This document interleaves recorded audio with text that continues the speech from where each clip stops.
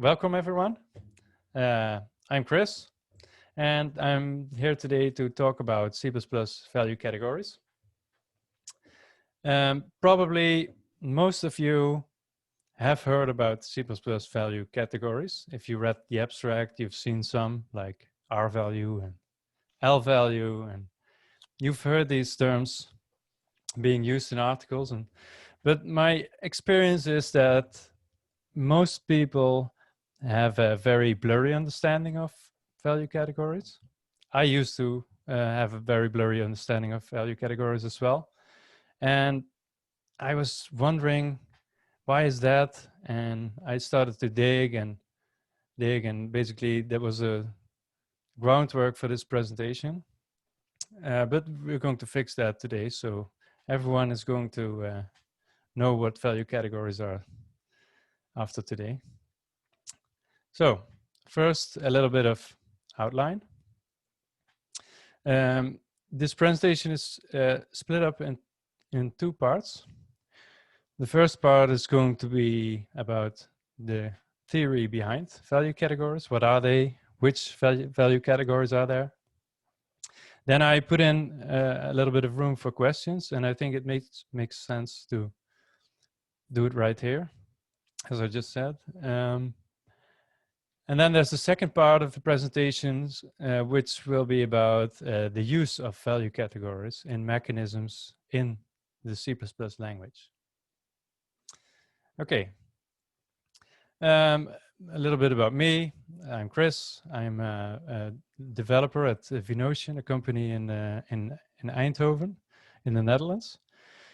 And we make products that use computer vision for detecting objects in video, and then, for example, generate statistic information about traffic flow, stuff like that. And we use AI and machine learning algorithms for that. And we built all our products in C++. Outside of work, I'm a husband and father of two. I play guitar in a band, and I like running and climbing. And if you have any questions or just comments after the presentation, you can reach out to me via this email address or via LinkedIn. That's fine. Okay. The premise and goals of this talk. The talk is going to be about C++, obviously.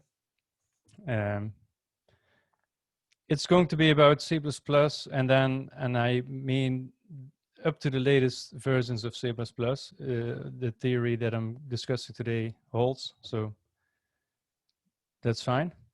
Then, of course, there's more to it than can be told in 1 hour, as with every topic about C++, probably.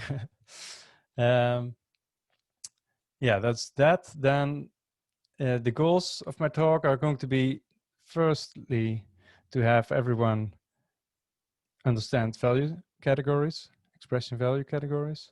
And the second goal is for anyone to see how this concept of value categories is used to describe and generate mechanisms inside the language, and perhaps even how you can use your knowledge about value categories to improve your coding and understanding of C++ code.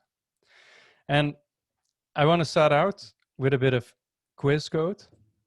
Perhaps some of you are familiar with the phone app C++ Quiz. This is a bit like that. So I have a little bit of code here, and it actually compiles, and it works, and it runs. And my question is, what is the output? And I mean this in two ways. The first way is, what is the output in the standard output? So there's a print command right here.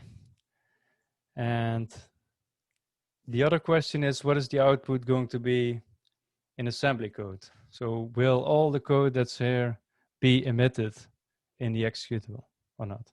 And I'm just take some seconds to look at this, and then we're going to revisit this example later on, and then use our freshly acquired knowledge to reason about it.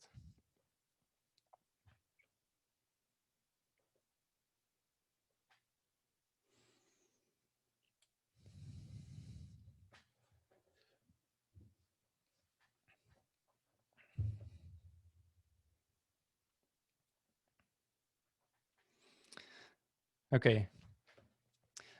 So as you can see, the code as such doesn't make much sense, but it's about the idea. But you'll see that later on, if we know about value categories and some mechanisms that I'm going to discuss as well, that we can really easily basically dissect this code and reason about it and just determine what will be the output. Okay. What are value categories? Value categories all start with expressions. And this is a very important bit of information. If anything happens to you, or you fall asleep during the presentation, or you leave early, and you remember only one thing about this presentation, it should be this one thing, namely that value categories are about expressions. And they are not about object or class types. Value categories are about expressions. And I mean seriously, expressions, because this is the point where most people go wrong in understanding value categories. So remember, value categories are about expressions, not about objects or class types. Okay, let's continue. Now, if they are that important, what is an expression really in C++?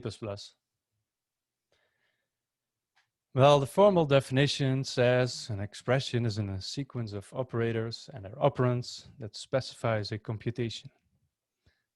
Okay, it's really formal, doesn't really quantify what bit of your average code is an expression. Well, I reckon about half of your code is expressions. The other half is statements and things like braces and stuff. But in fact, probably most of your code is expressions. And an expression produces a result and has a side effect, possibly. And if you don't know what a side effect is, I'm going to explain. A side effect is something happening in the background, like, for instance, the printf function. If you call the printf function with a string, it will print something in standard output. And that's the side effect of the print function. So that's what a side effect is. So let's look at some examples of expressions. First, some simple examples. So 42, that's an expression. It's a literal integer. Then the addition of two integers. That's an expression as well, and it evaluates to the sum of the integers. Then there is a declaration statement and two expressions using this variable that was declared, which is a. And the assignment itself is an expression as well. It results to the value that was assigned. And then we can use this variable name in an expression as well. And we see that a plus 17 will result in the integer value 40. And then, for instance, a static cast also is an expression. And it basically results in a floating point value, in this case of value 23. Then a bit more involved examples. Here we have, again, the integer declaration a. Then we have the size of expression that results in the byte size of a. The sub-expression a is unevaluated in this case. Second example, it's a lambda expression, and it evaluates to a closure. And here we have this printf function that I just named. The function call itself is an expression as well. and it results in the amount of bytes that have been written, and it has a side effect, in this case, that high exclamation mark with a new line character is printed in the standard output. Okay, so now we know what expressions are. So value categories are about expressions, but how, in what way are they related? Well, they basically are a direct property of an expression. So you have an expression in C++, and each expression has two properties, namely a non-reference type and the value category. So it's a direct property, literally. Now there are three primary value categories that can be filled in inside this value category property of an expression. So I'm going to list these now, and we are going to organize them later on and also show a lot of examples of them, so don't worry. The primary value categories. There are three primary value categories, and these are the value categories that are actually assigned to an expression. Okay? The first one is an lvalue or locator value. Second one is a prvalue or pure rvalue. And the third one is an xvalue or expiring value. Now, the colored names on the left are the official names of value categories. And the names on the right are made-up names, and they're unofficial. You won't find them in the C++ standard. But they're here to provide a bit of meaning to the alphabet soup that's on the left, because prvalue, okay, xvalue, whatever, doesn't make much sense if you look at them like that. So just think about them as locator value, pure rvalue, and expiring value. Okay? And now I hear some of you screaming behind your muted microphone, where's the rvalue? I've heard of an rvalue. There's rvalue references in C++. Where is it? Well, there are two more value categories. There's the GL value or general L value and R value, which stands for R value in the, I think. And these are all value categories. So now we actually listed them all. So there's 5 in total. 3 of them are primary value categories, and 2 of them are, I don't know, general, not primary value categories. They don't have an actual category name, I think. Now, what do they mean? And how do they relate to one another? Because now we have only a list of some weird names, but we don't know how to use them and how they relate to one another. So we can do that by taking 2 properties of expressions and then organize them using those properties. So we go back to expressions, and we are going to look at the property whether a expression results into an identity or evaluates to an identity. And the second property is, can we steal the resources of the result of this expression?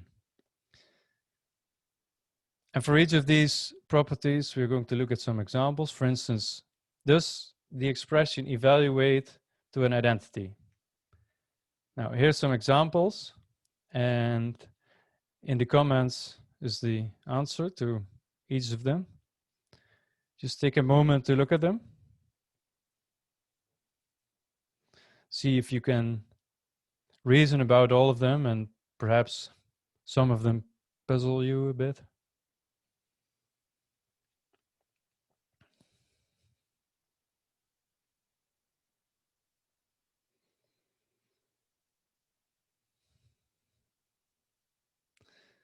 So probably the first ones all make sense, right? This doesn't have an identity, it's A.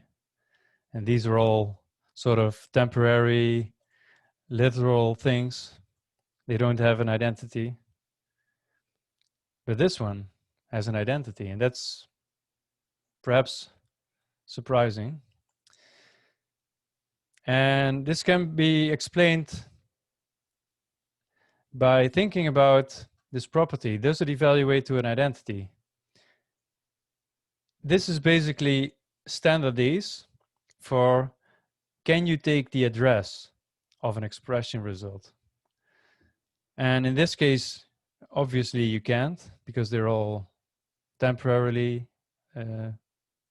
lived, anonymous things. But a string literal has static storage duration in C++. So it actually lives somewhere. So you can take the address, so it has an identity. Same for std cout. Obviously, the results of these operators are temporary values, so they don't have an identity. Then perhaps these ones are surprising. At least they were surprising for me when I first looked at them. But if you think about it, it makes sense. The post increment operator first returns you a copy of the object that is to be incremented. So that's a temporary without an identity, and then it increments the object A. For the pre-increment operator, it's the other way around. It first increments A, and then it returns you the identity A. So that makes sense. Then std move is one last one that stands out a bit. For those that know about move semantics, you will know that std move doesn't move anything because it's just a sort of value category hint that A can be moved. And we'll get to that later as well. So basically, this is what describes this property of an expression. Does it have an identity or not? Basically, can we take the address or not? Then there's the other property, which we are going to use for organizing value categories. And that's, can the resources of the result of this expression be safely stolen? Now, this is a bit more hand-wavy. It makes sense for anonymous temporaries because they have no owner anyway, so we can steal the resources of this result, right? But then if the object does live somewhere, then we have to rely on the end of its lifetime as it's described in the standard, as you can see here. And this aspect of the expression results was actually the main motivation for introducing move semantics into C++. So now with move semantics, you can be explicit about the lifetime of the resources of an expression. Okay, a few examples for this property. On the left here, we define this function that returns a string, literal, and it returns a string. Then we have a vector of strings, and we push back the result of this function. Now, you can reason about the fact that the result of this function call expression right here, its lifetime ends when this call is done. So pushback, in this case, is allowed to safely steal the resources of this string. I hope that makes sense.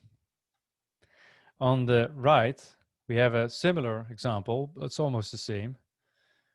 But we have a local object. It does have a name.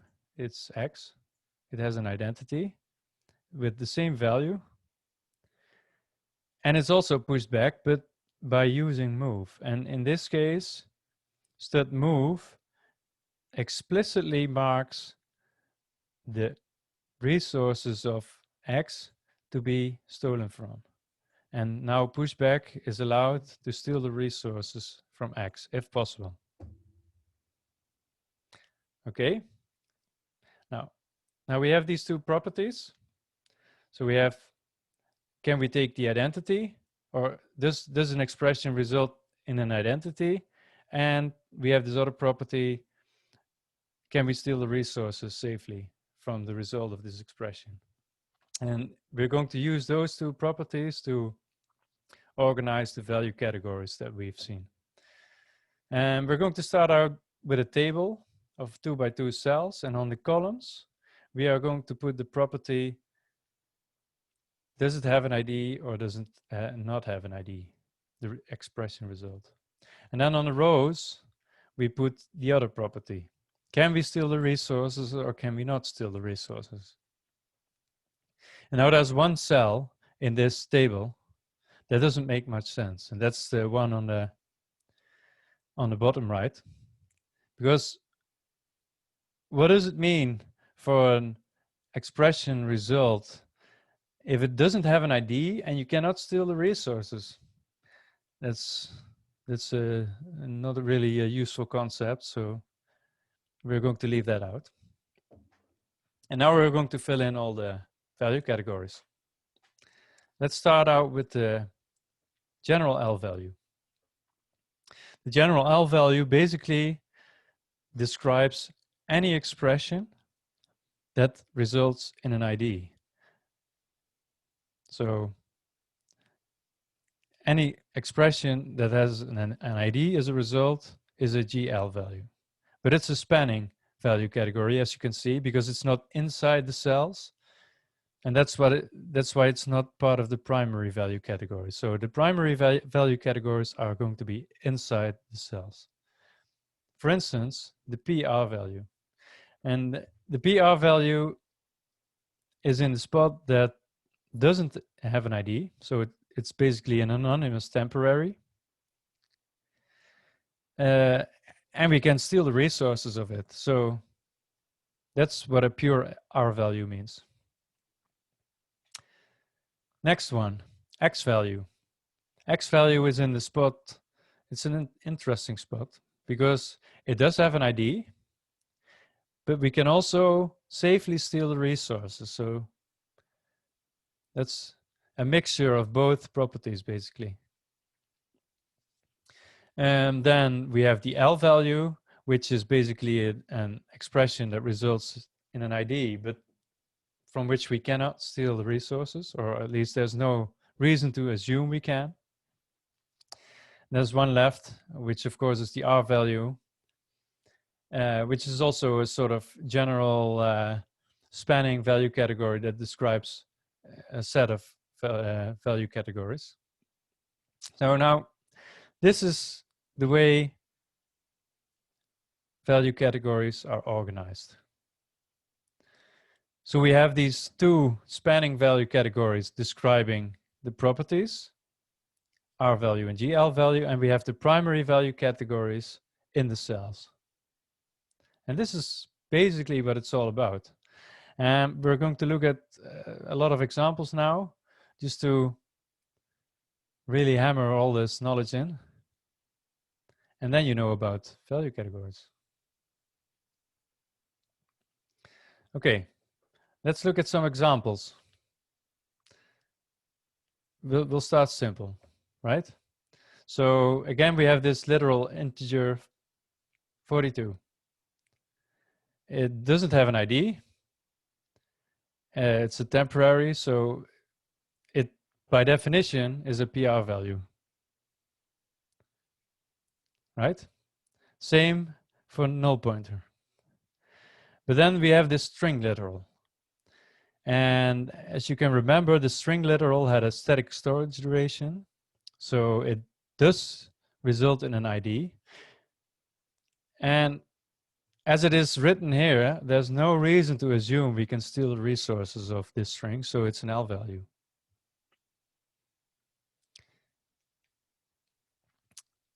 A bit more involved examples. Here we have an integer, x, And we pre-increment it and we post-increment it. And a pre-increment resulted in an ID.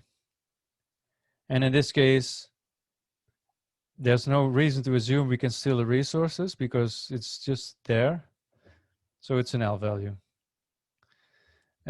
Post-increment resulted in a temporary value. So it's a PR value by definition because it doesn't have an ID. Then again, we have integer x, and if we use it as is, it's an L value. It makes sense now, right? It does have an ID. There's no reason to assume we can steal the resources. But now we apply the move operator to it in the bottom example.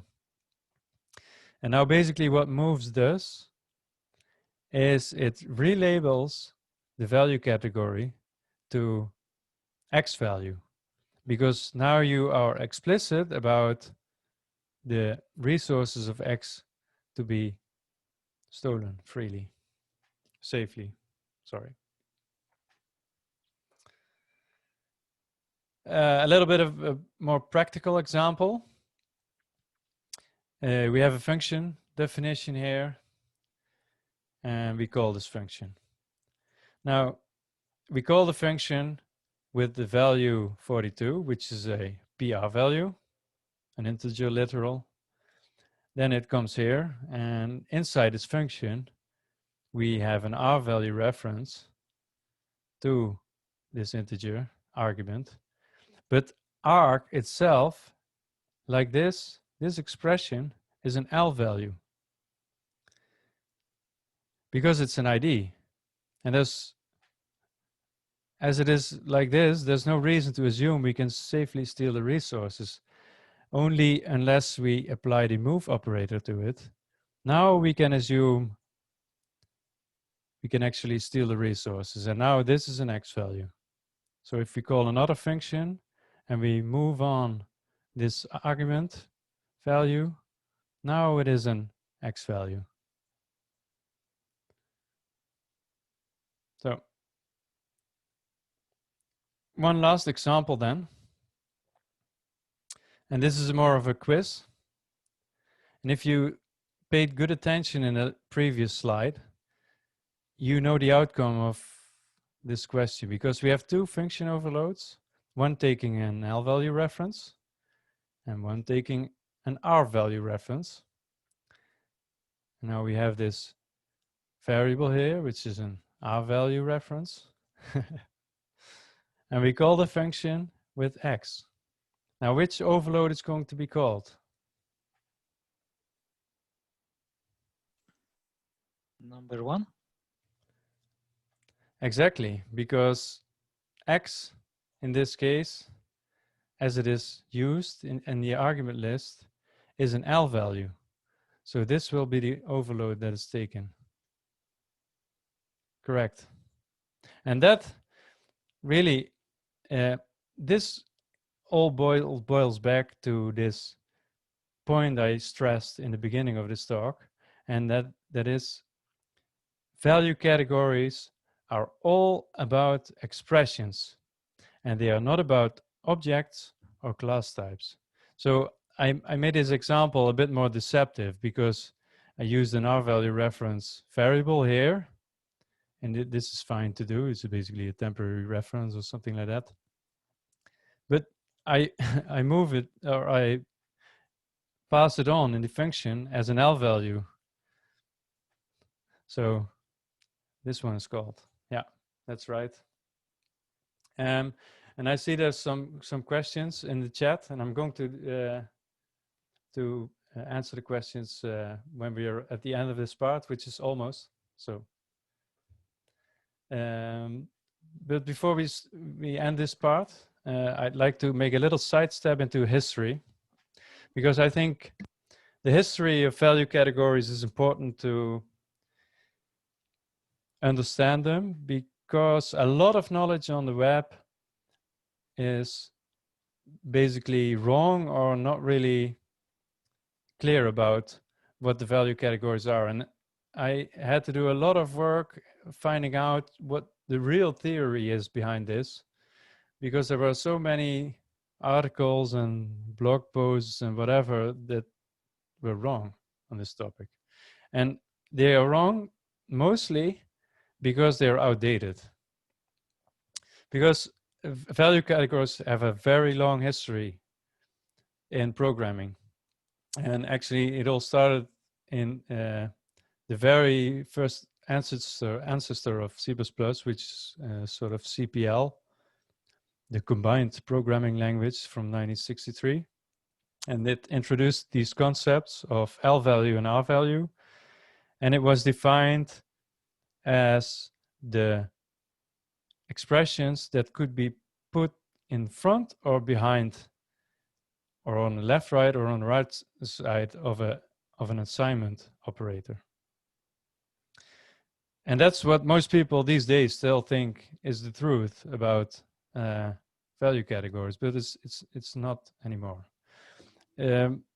BCPL basically inherited the definition, so that B and C, and of course from C comes C++, and it first followed the rules of C, but then until C++03 there was from C++03 onwards there were some minor changes in the definition. And of course in C++11 we had move semantics added, and we had these new value categories like prvalue, glvalue, and xvalue added. So I'd like you to forget all the old-fashioned definitions, because the diagram I showed you earlier, that's what it's all about. Okay, so now we know about value categories. Now what? What can I do with this? Well, of course it helps with communication, because if you know what you're talking about, you can learn better, and you can be literate about your language, which is important, I think. Then I've seen that there's a lot of compiler errors and warnings that mention value categories. And if you don't even know what these errors are about, then you cannot effectively fix the error. So that helps. Then I think in-depth knowledge on C++ is generally beneficial if you want to learn new stuff. It's also really useful for understanding move semantics, because it's a very important part of the underpinnings, basically. So if you want to go really in depth on move semantics, I advise you to be prepared and also know about value categories. So there it helps.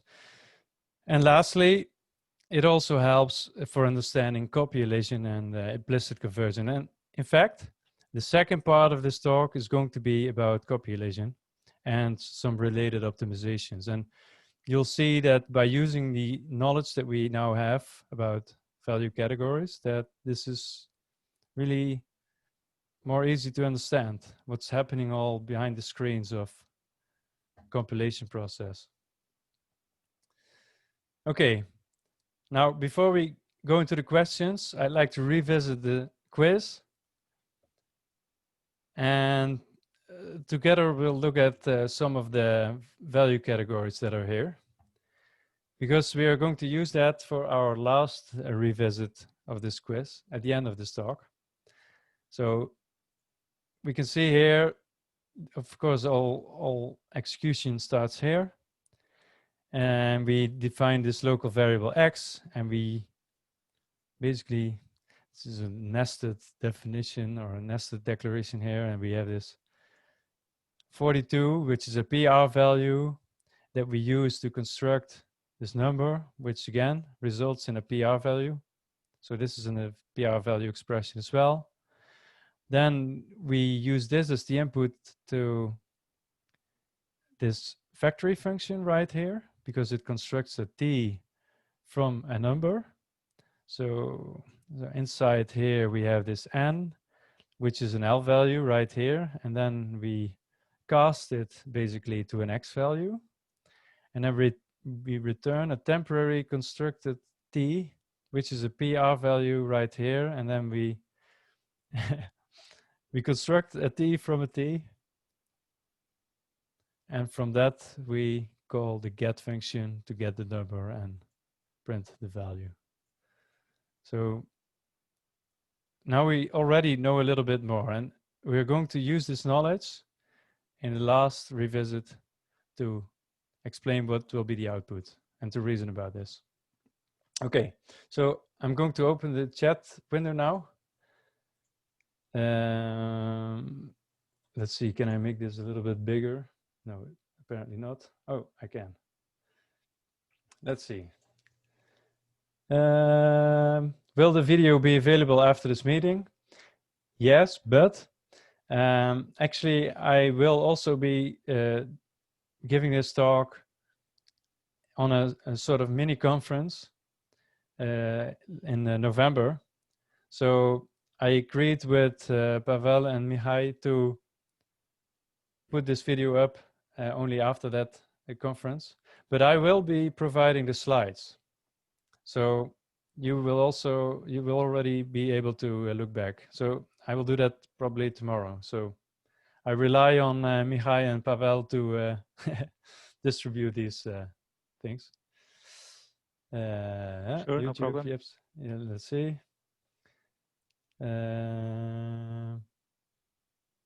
Okay, there's no questions really, right? There's no questions about value categories in the chat. Perhaps someone else does have some questions about them? Some of the examples perhaps were unclear, or? Are they stable now, or are they planning to add even more categories? No, they are stable. Yeah. So basically, the way you should see it is C or C++ in the first place inherited these value categories in the standard from C, right? The L value and the R value as being on the right or on the left of an assignment operator. But in C++ 11, they wanted to expand on the functionality of the language by, for example, being explicit about stealing resources from objects and introducing move semantics. And the two value categories that were there, L value and R value, were not enough anymore to describe all the rules that go with move semantics. So they basically had to be creative and make up these other value categories, and then use those for defining all the new mechanisms. And that's not the end of the story, because they still use these value categories today in today's standards to describe all the mechanisms that are there, and they can also rely on the new ones. But I don't think there will be new ones, at least not in the next few standards after C++ 20. At least I didn't catch any feature that needs another value category. So I think they're stable, yeah. And I think Evgenia has asked, when is the next session? Oh, sorry. When is the next session? What session? Yeah, I'm actually wondering about that. Is it like a work group session, or not sure what Evgenia is asking?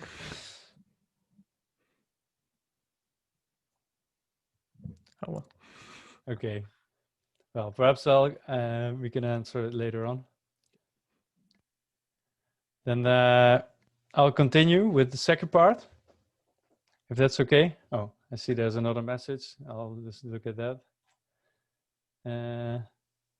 Oh yeah, mentioned about copulation. Yeah, I will go into copulation now. So that will be the second part of the talk. Okay.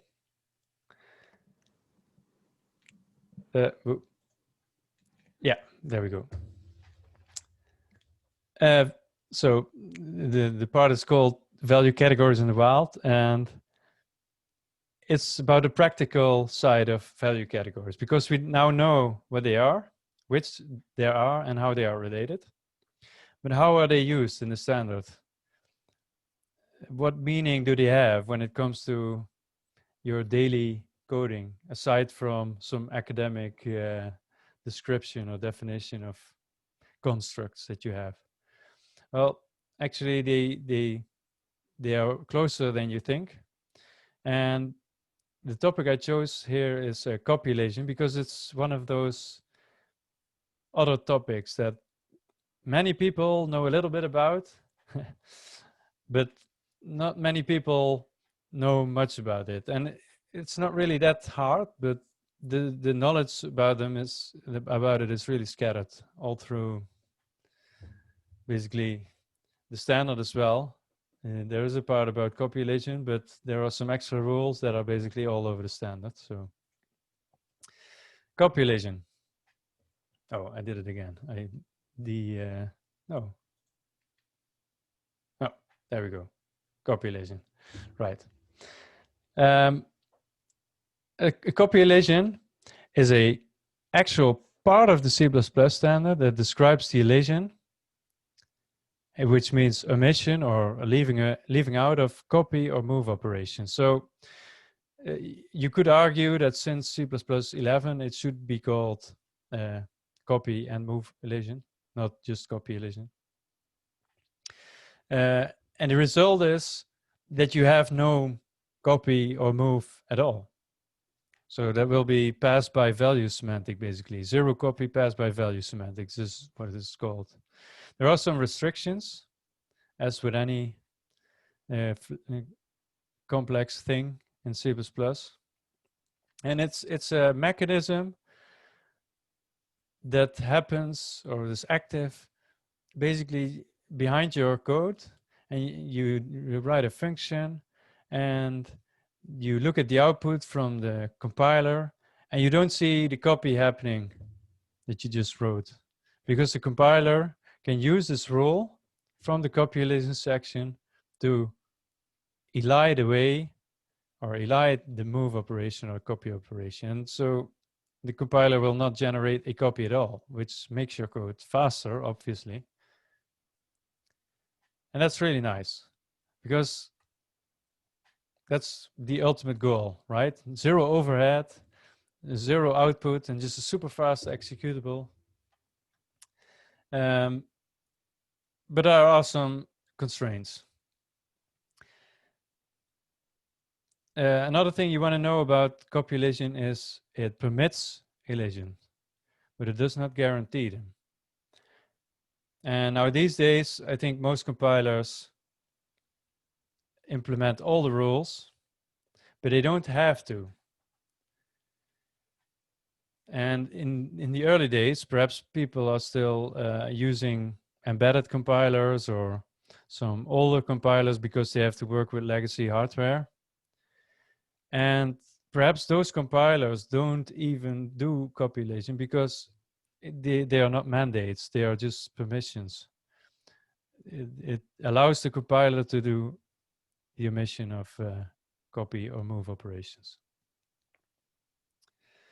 So the results are really dependent on compiler and compiler settings and versions and all that. So it basically looks like this. So on the left side, we have a little bit of C++ code. We initialize a variable x with the result of a function, and this function returns a default constructed t. And in this case, I sort of listed all the things that are going on. We have a construction, a copy construction, when there's a return. Then there's a destruction of the original one, a copy construction when we do the assignment here. And then we have two destructions, one of the copy and one of the original one. So this is quite noisy, just to basically initialize one object. And there's no copulation active. So this is valid output. Now your compiler may be smart and do return value optimization. And for instance, elide the copy that is being done when the function returns. And you could get this situation. So there's only one copy construction happening and two destructions. for the same code. This is also just a valid output for any compiler. But the best scenario would obviously be this one. And this is full copy elision. And this is what would happen if your compiler would elide this copy that's being made when you call this function, and also the copy that's made in the assignment. And this is what we would consider as full copy elision, and which is, I think, the goal. So where can elisions occur? We just saw the first one in the initialization of an object. We can have an elision. So then there's in a return statement. We can have an elision of a copy or move operation. But there are also two other spots, like the throw expression and the catch clause. And if you use expression or exceptions at all, then these are also cases in which the compiler is allowed to do copy or move elision. Now, of course, that's great stuff, right?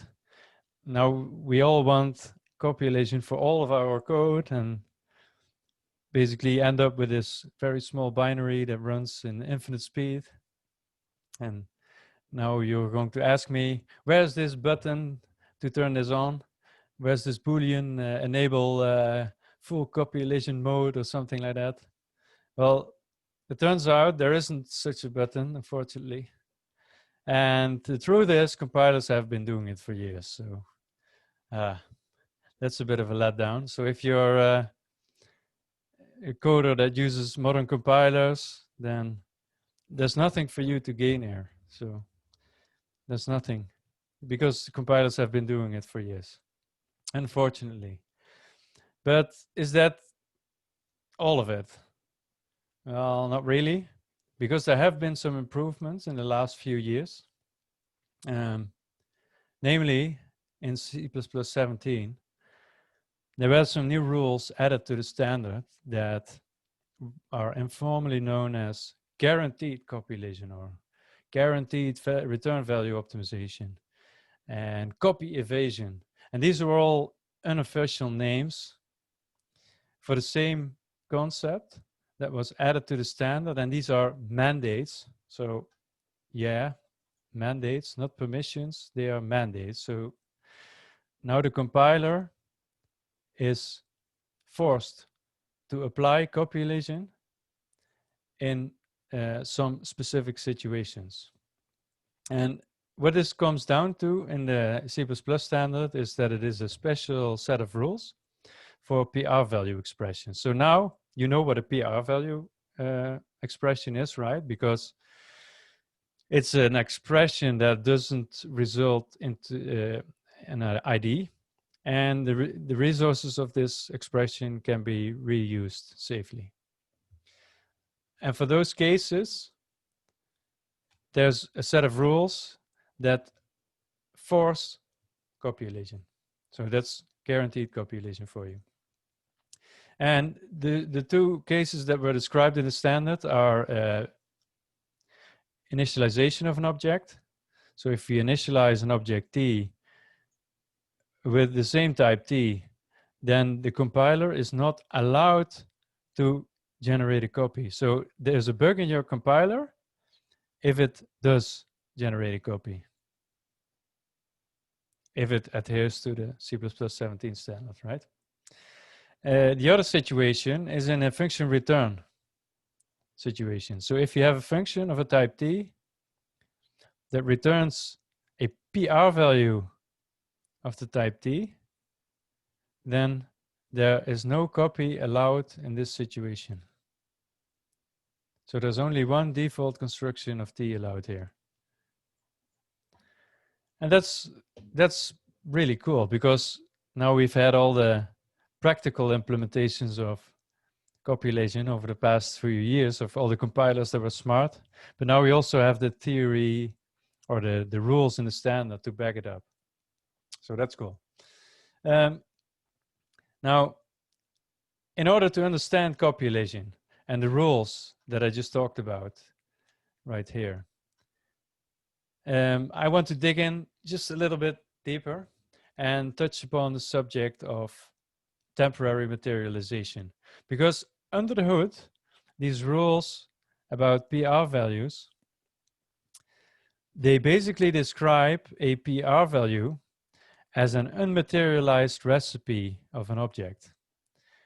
Now think about this. There's some expensive words right here. So unmaterialized and materialization. Basically, that means coming into being. So if an object is in an PR value expression, the object basically is not there yet.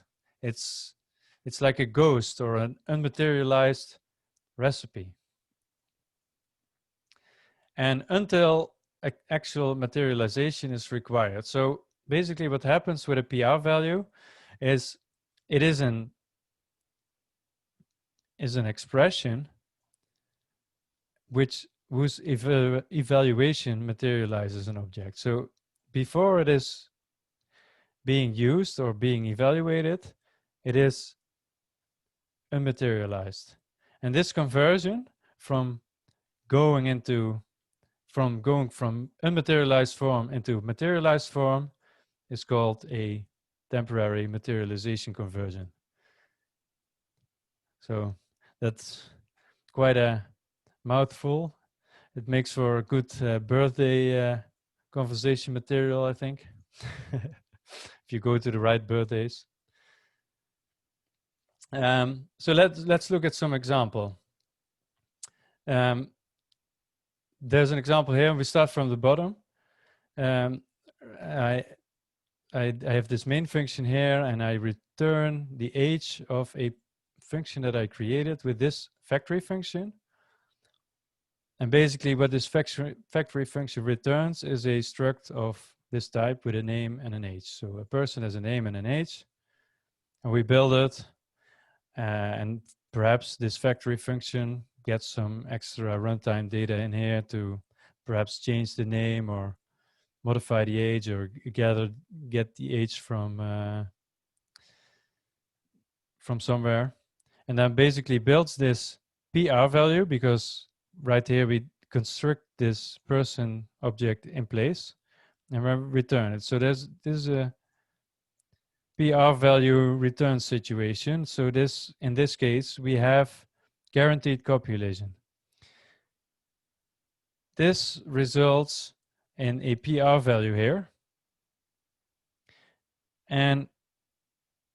but this is still a PR value, right? So it's unmaterialized. But now we want to know the age of this person that was returned here. And now this PR value has to be there, because otherwise we cannot request the age.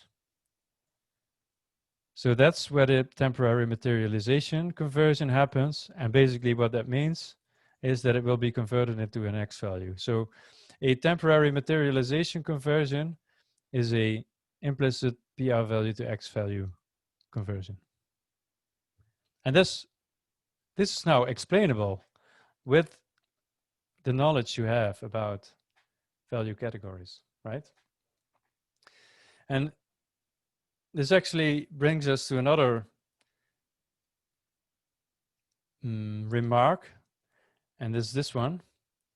PR values are not moved from. And if you think about it, PR values are unmaterialized forms of objects. So they are not moved from because there's nothing to move. Because they materialize once they are evaluated. And this little concept forms a lot of confusion for many people, especially if you go into trying to understand move semantics without having this background knowledge about value categories. So you think you do an actual move, but that's not really the case. So PR values are these special expression types. Okay?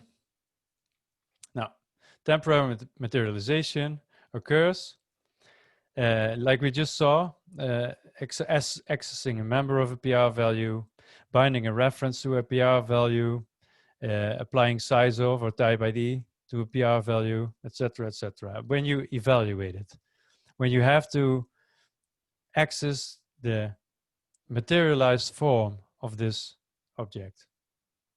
Okay? So this case we just saw, right? PR value, next one is an xvalue because we have this temporary materialization conversion. Actually, in this second example, there's 3 temporary materialization conversions. First one is here. So we define this object X that is a concatenation of 2 strings. And in the first string, so this is a PR value, but we want to access a member. This is a temporary materialization conversion. Then we want to add or concatenate 2 strings. So we need to have the values in order to generate a concatenation. But this also leads to a PR value, which is the concatenated string, but it has to be assigned to an object. So there is an initialization going on here. So again, there's a temporary materialization conversion. So there's 3 in this example. Okay, so basically in C++17, we have copy and move elision on steroids, because there's copy elision and temporary materialization that form this power duo and make copy elision happen in a lot of situations. When I was researching all the background information on this, I came across the definition of return value optimization very often. And probably many of you have heard of that as well. So that's what I'm going to talk about now, because it also heavily relies on value categories as an underpinning. So return value optimization, or RVO, is nothing more than just a variant of copy elision. So don't let all the information that's out there fool you. It's really simple.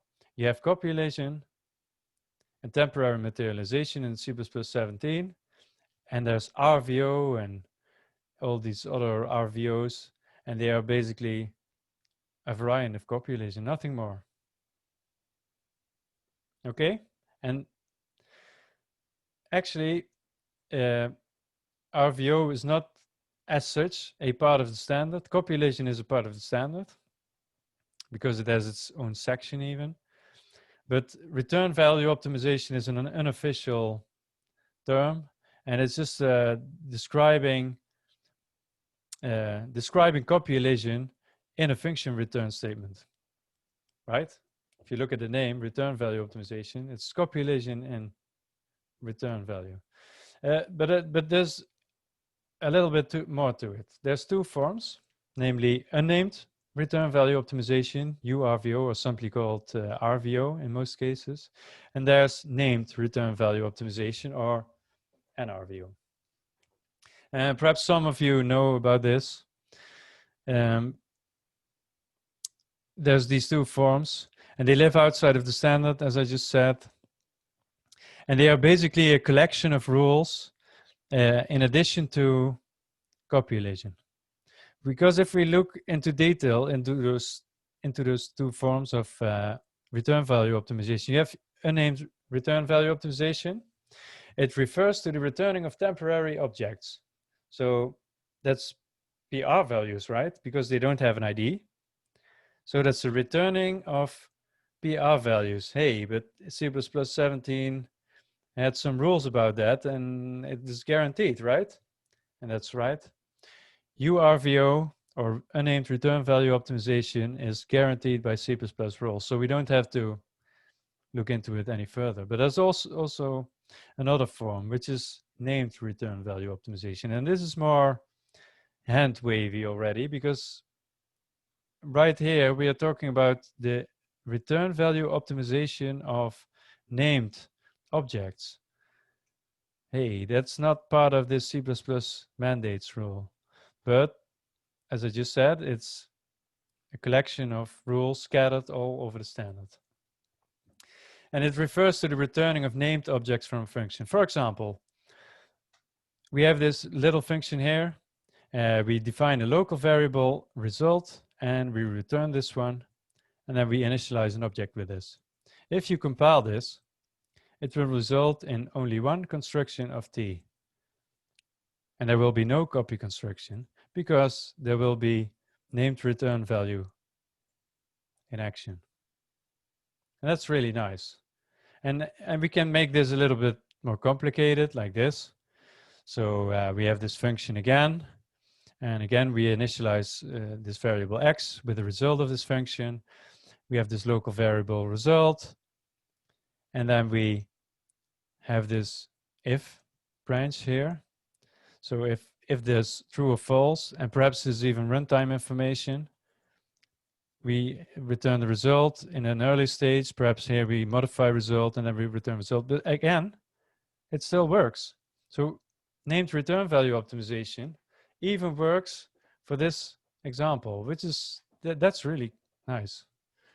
Because now your compiler is able to figure out stuff in your code and make it more efficient, even if you didn't think it was possible. However, NRVO is quite finicky. And I'm going to show you why. And in order to understand why, we're going to quickly go through a course of function call mechanics. And probably all of you know this because you've all been to computer science school or programming school, I don't know. But you've probably seen many of this background information, but we're going to look into it anyway because it makes sense to understand why NRVO is finicky. So let's go through this. And this is a bit of an abstract description of function call mechanics. The details are obviously more elaborate, but the idea is this. If you have a function call, like you see here, and you're inside this function and you're going to take a look at the stack, there will be the return address and nothing more, because in this case we have a function with no return type and no arguments. So the caller may have saved some registers on the stack, some values, but the only thing we have here is the return address. Now, what happens if we add a function parameter? Then there will be a stack frame reserved for this function parameter to be passed on to the function. And if we take multiple arguments, there will be multiple stack frames reserved. Now, what happens if we have a return value? Almost the same. Now, there will be a slot reserved called the return slot on the stack for the function to write the return value in. And this is really important because there's a slot reserved for the function to write the result in. And if we combine this, we get this. So we have function arguments and a return value.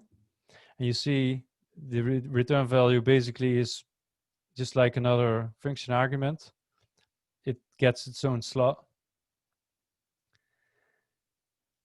But try to keep a good memory of this diagram right here. And I'm going to show this diagram also with the explanation of named return value optimization. So why does an RVO break sometimes? Let's look at the first example.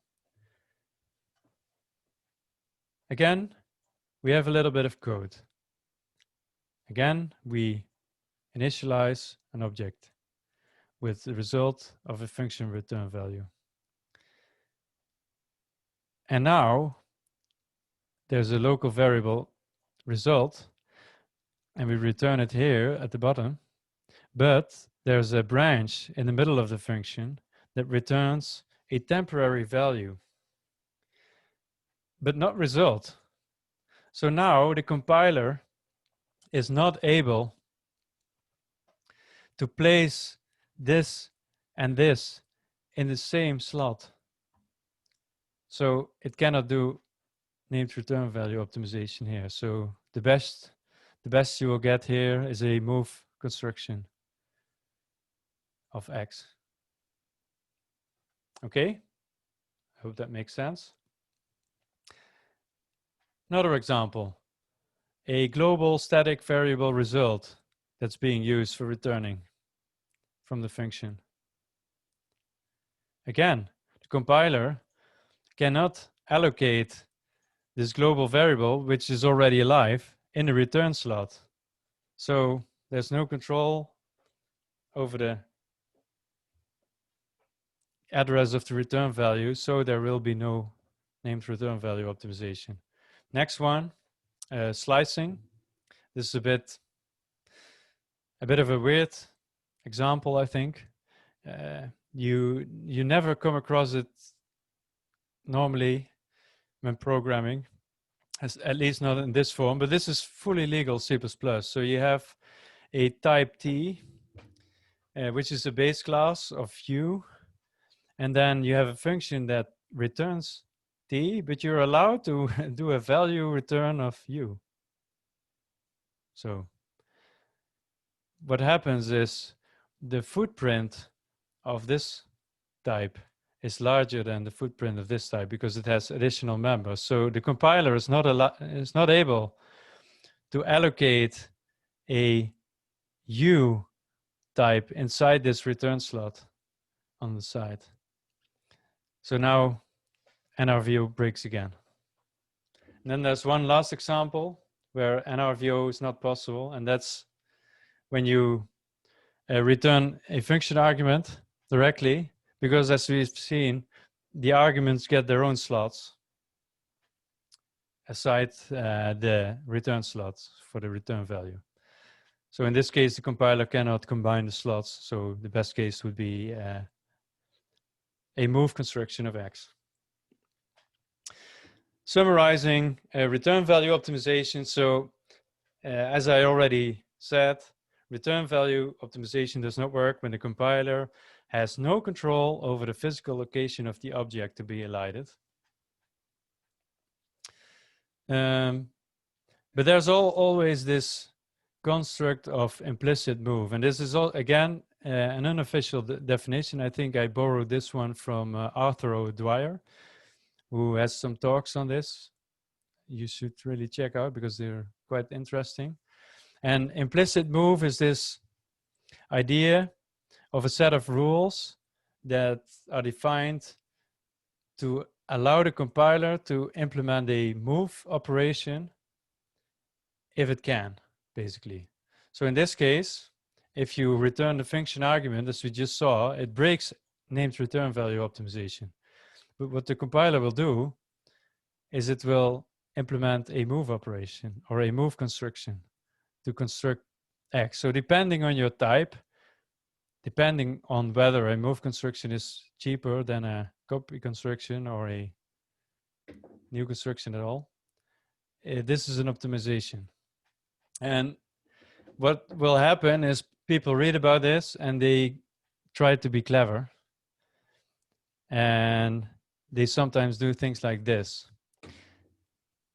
And then you can see right here, there's a situation where there's perfectly fine named return value optimization, right? Nothing happens with result. We can just return it and the compiler will output no copies and only one construction.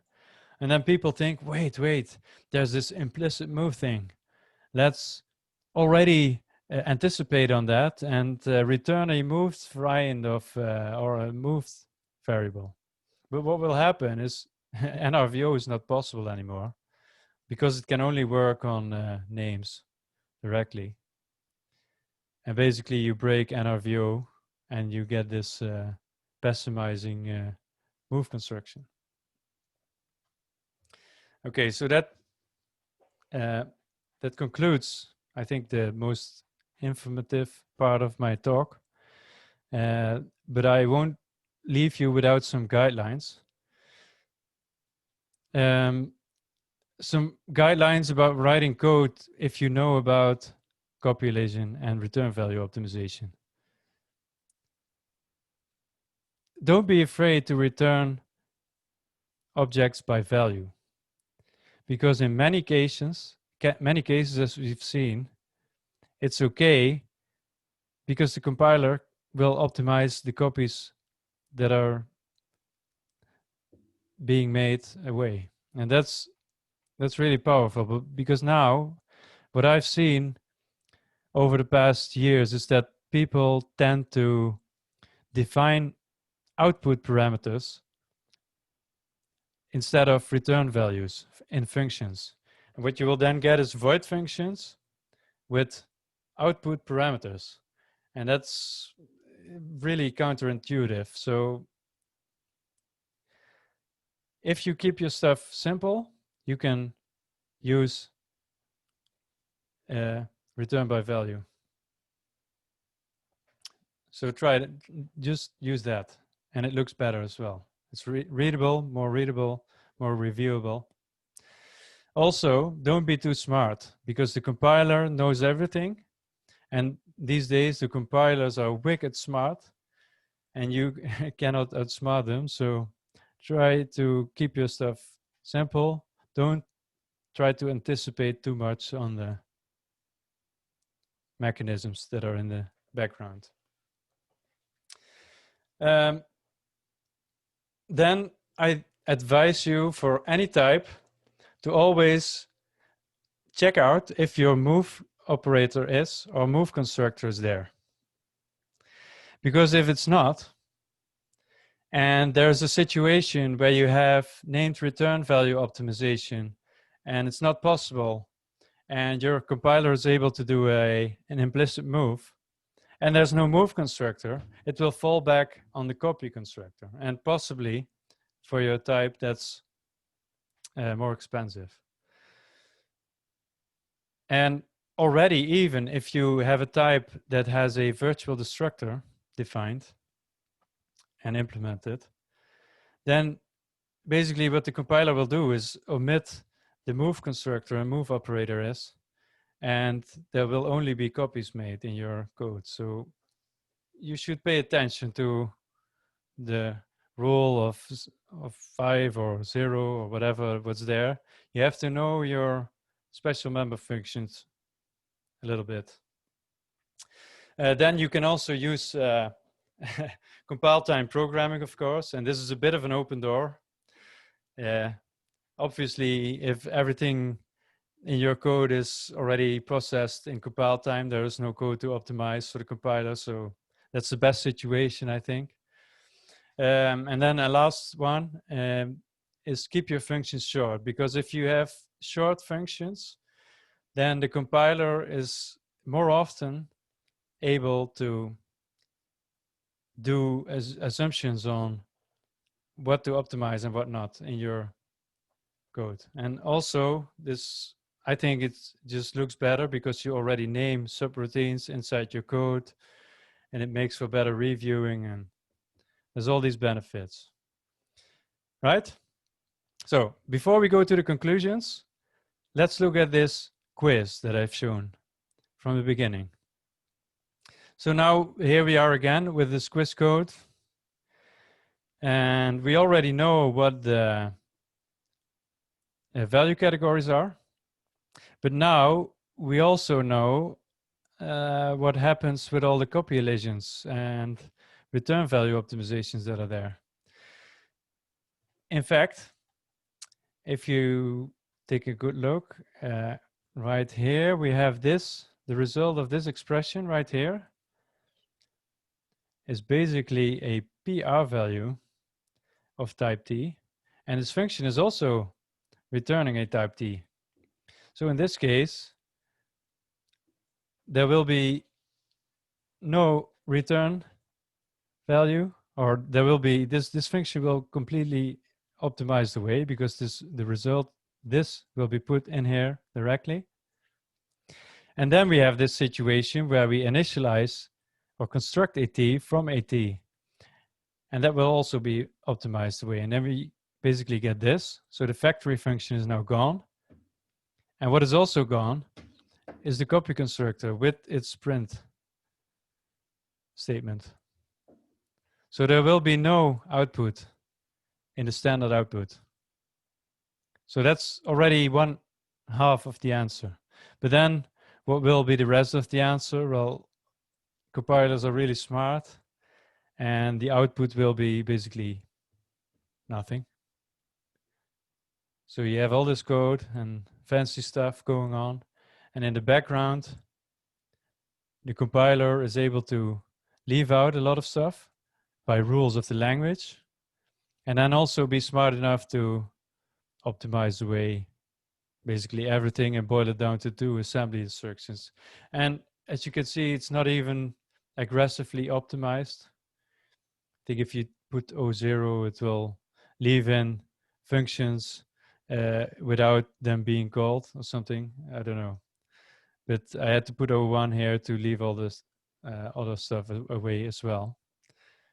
But that's really nice, because now you're able to program and make readable code that is actually doing something if you read it, and then if you look at the output, it will be boiled down to the bare minimum, really. Okay, so to finish off, some conclusions. So we have the C++ value categories that I talked about in the first part. There's 5 value categories, of which 3 of them are the primary ones that are assigned actually to expressions.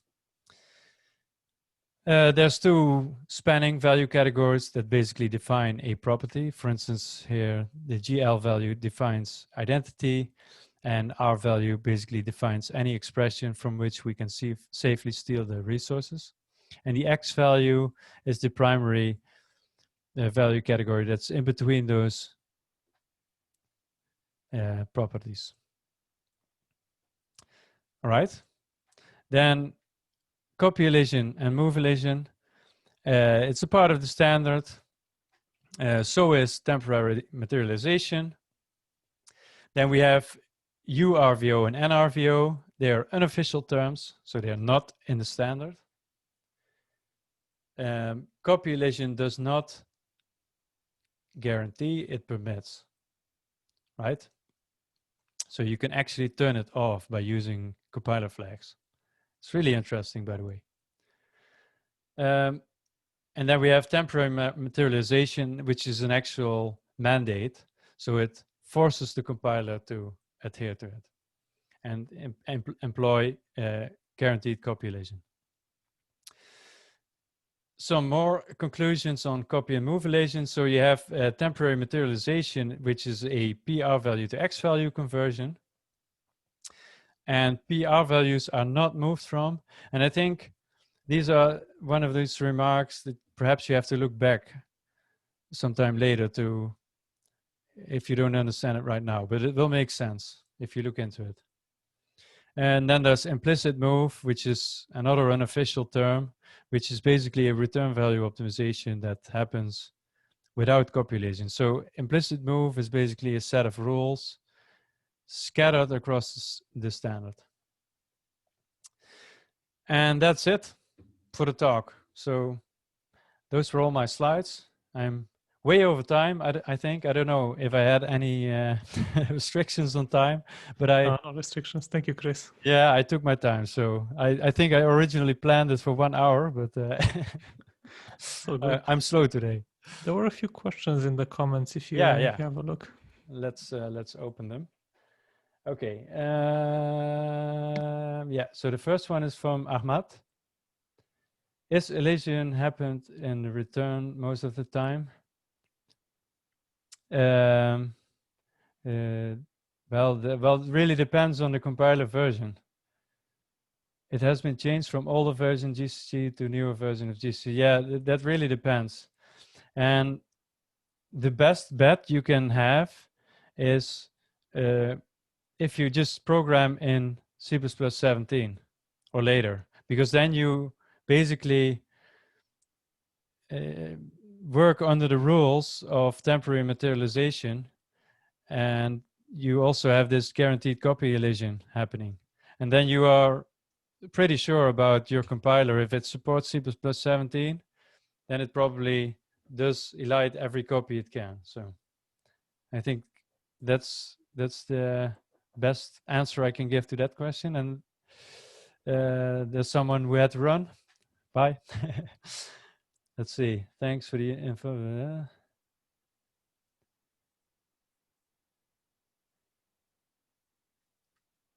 Yeah, thanks. Another thanks. Let's see. Other compiler flags or other mechanisms to mark elisions so that the compiler emits a warning when that no longer holds. That's a good question. I'm not really I'm not really aware of any of those markings. I don't think it's possible because it's still it depends, because if it falls under the non-guaranteed copy elisions, it's still up to the compiler if it does so or not. So then it's really compiler and configuration dependent. But what you can do, and what I sometimes do, even for the code at work, is create this type that is I call it a noisy type. And I think I have a example slide for that. Let me look it up.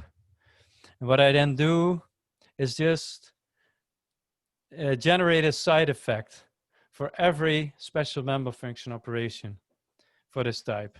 So basically you log everything that's going on. And if there's an elision, you hope not to see either one of these, and you only hope to see these happening. So that's what I sometimes do. I hope that that helps. What also helps, perhaps, is boil down your example into a very small example. Something like the quiz I showed you, or something like this, something really small that you can put in Compiler Explorer, and then basically feed the compiler this compiler flag, for instance, -f, no elide constructors, and then copy elision will be turned off, and you will see the results in the code, and perhaps that will answer your question at that point. Next question. Clang prints a warning in case of a return stud move. Yeah, and it should. And I think it's mostly the last few versions of Clang that does that. I think we use Clang 9 at work, and it doesn't do it.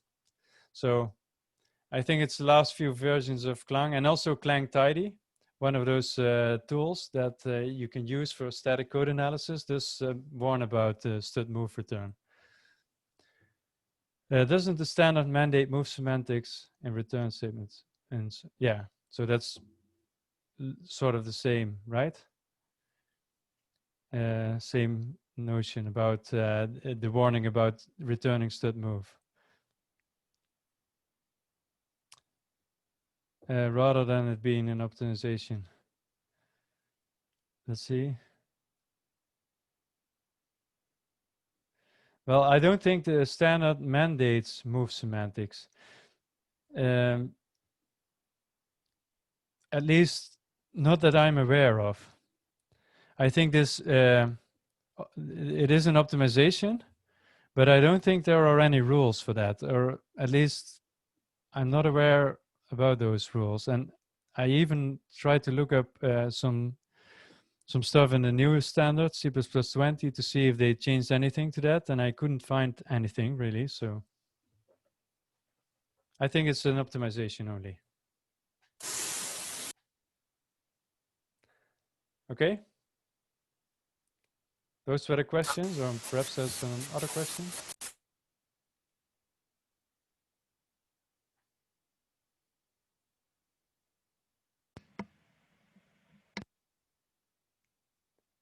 Yeah, I think, yeah. In a case like that, I think it will warn about, because the only option it has is to move, right? So John McFarland asks, doesn't the standard mandate move semantics in return statements in some circumstances, rather than it being just an optimization?